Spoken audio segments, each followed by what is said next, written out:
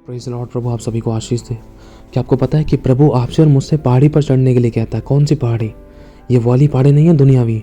पहाड़ी पर चढ़ने का अर्थ है कि प्रार्थना के स्थान में आओ, प्रभु की उपस्थिति में आओ। पहाड़ी पर चढ़ने का मतलब है कि प्रभु के साथ संगति करो। पहाड़ी पर चढ़ने का मतलब है दुख उठाकर प्रभु के पास आओ, चुप लगाओ। चाहे कितना भी सताए गए, चाहे कितना भी रुलाए गए, चाहे कितना भी दोष लगाए गए, चाहे कितनी भी बुराइयां की, कमियां निकाली, चाहे कितना भी आपको कुचला गया, चाहे कितना भी आपका दिल तोड़ा गया, लेकिन फिर भी प्रभु के पास आना बंद मत करो। प्रार्थना करो, माफ़ करो और आगे बढ़ो।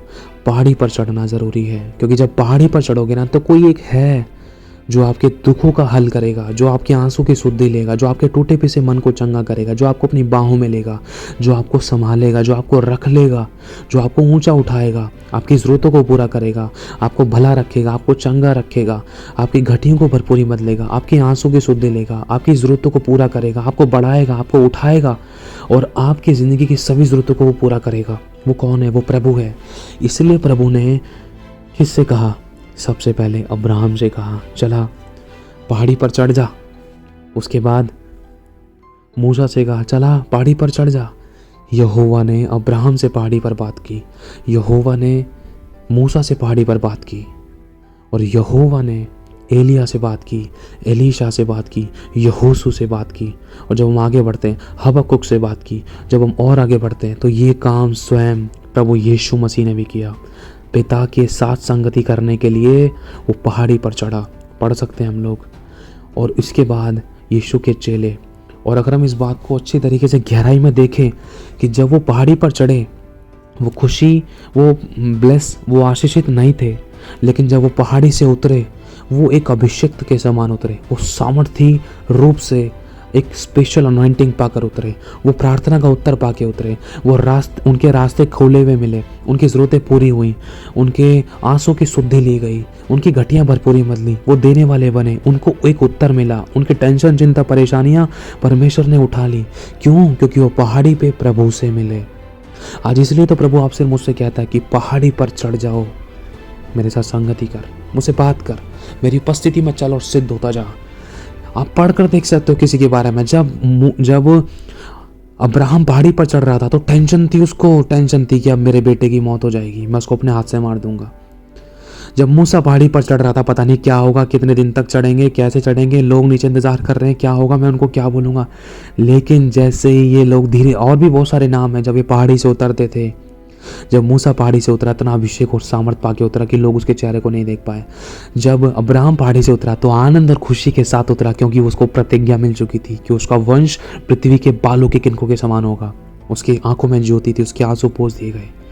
और जब यीशु पहाड़ी से उतरा, जब एलिया पहाड़ी से उतरा तो उसने मुर्दे को जिंदा किया। जब यीशु पहाड़ी से उतरा तो उसमें से सामर्थ भई, बीमार चंगे हुए, लोगों की जिंदगी में बड़े बड़े काम हुए। जब यीशु पहाड़ी से उतरा तो उसने चेलों को नियुक्त किया।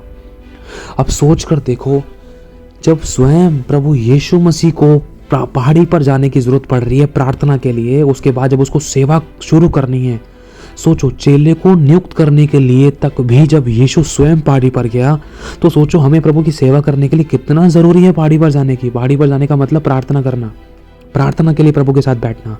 ये नहीं कि घर पे कोई पहाड़ी ढूंढ लो या घर से बाहर निकल जाओ पहाड़ी ढूंढ लो, नहीं, प्रभु ये नहीं कह रहा है, गलत मत लेना। पहाड़ी पर चढ़ने का मतलब है प्रभु की उपस्थिति में बैठना। प्रभु आज भी इंतजार कर रहा है। आपको मालूम है, यहोवा ने पुराने नियम में कहा कि तू मुझसे प्रार्थना कर, मैं तेरी सुनूंगा, तुझे कठिन कठिन गुड़ गुड़ बातें बताऊंगा जिन्हें तू अभी नहीं समझता। और जब हम आगे बढ़ते हैं तो प्रभु कहता है कि मुझे तुझसे बहुत सारी बातें कहनी है। प्रभु कहता है मैं तुझसे, तू मेरे आजा, आज हम मिलकर बैठकर वाद विवाद करते हैं।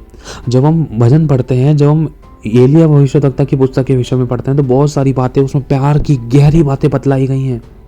जब आप आत्मा में होकर उन चीज़ों को पढ़ोगे ना, तो आपकी आंखों से खुशी के आंसू निकलेंगे, आपके अंदर वो भूख और प्यास आएगी, वो अभिषेक आपके अंदर नजर आएगा।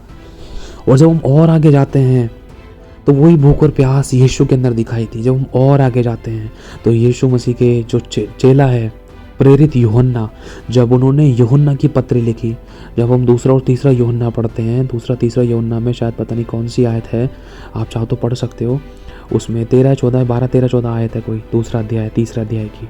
तो वहाँ पर लिखा है कि मुझे बहुत सी बातें कहनी है, मैं लिखना तो चाहता हूँ, लेकिन ये मेरी इच्छा है, मैं बहुत सी बातें मैं तुझे बतलाना चाहता हूँ, लिखने के लिए स्याही और कलम तो है, लेकिन मैं लिख कर नहीं बताना चाहता। मैं चाहता हूँ कि मैं तुझसे शीघ्र ही भेंट करूँ। पुराने नियम में परमेश्वर ने अपने लोगों से भेंट की, वो आमने सामने मिला और बातचीत की। आज भी प्रभु बहुत से लोगों से मिलता है, बातचीत करता है। बात सारी ये है कि क्या हम पहाड़ी पर चलने के लिए तैयार हैं, या फिर हल्का सा दुख आया, प्रार्थना करना ही छोड़ दिया, घटी आई, प्रार्थना करना छोड़ दिया, समस्या आई, प्रार्थना करना छोड़ दिया, परेशानी आई, प्रभु को ही कोसने लग गए, दोष लगा दिया, मैं प्रार्थना नहीं कर रहा, या हल्की सी तकलीफ हुई, प्रभु की उपस्थिति में ही नहीं बैठे, अरे चर्च जाना ही छोड़ दिया, प्रभु से ही लड़ गए, तो कैसे मिल पाएंगे। प्रभु कहता बस बस बेटा, इतने से में हार गया, इतने से में थक गया, तुझे तो बहुत कुछ चाहिए, तो बहुत कुछ के लिए तो मैं तुझे तैयार कर रहा हूँ ना। या तो तू बोल दे तुझे तैयार नहीं होना, फिर मैं तेरे को नहीं करूंगा तैयार। अगर तुझे तैयार होना है तो चुप लगा और मेरे पीछे हो ले, ये तेरा क्रूस है। लग रहा है ना तुझे क्रूस भारी हो गया, दुख ज़्यादा बढ़ रहा है, लेकिन ध्यान रख, ढांढस बांध, मैंने संसार को जीत लिया है। तेरे कलेशों में तू धीरज धर, मैं तुझे मजबूत कर रहा हूँ। क्यों? क्योंकि मैं तुझसे बात करना चाहता हूँ, मैं तुझे इस योग्य बना रहा हूँ, ताकि जब मैं तुझसे बात करूँ तो तेरी ज़िंदगी, परिस्थिति और हालात ऐसे बदल जाएं ताकि तू दूसरों के लिए आशीष और उद्धार का कारण बने। तेरी ज़िंदगियाँ ऐसे बदल जाए ताकि जिसके से भी तू कांटेक्ट में आए, सबके हालात बदल जाएं, सबकी परिस्थितियाँ बदल जाएं, सबकी ज़िंदगियाँ बदल जाएं, सबके आंसू पोंछ दिए जाएं, उनकी समस्याओं का समाधान बनकर मैं तुझे खड़ा करूँ। इसलिए मैं चाहता हूँ कि पहाड़ी पर चढ़ जा। मैं इंतज़ार करता हूँ। प्रभु चाहता है कि आपसे आमने सामने बात करें। ये नामुमकिन नहीं है, ये मुमकिन है, ये मुमकिन है, ये हकीकत है। मेरे भाई और बहनों, बात सारी ये है कि हमें अपने हिस्से की ताली बजानी है। प्रभु अपने हिस्से का काम करने के लिए तैयार है। तो क्या आप तैयार हैं? तो प्रभु आशीष आप सभी को जय मसीह की। प्रभु इंतज़ार कर रहा है आपका। पहाड़ी पर चढ़ जाओ और इंतज़ार करो उसका कि वो क्या कहना चाहता है। आमीन।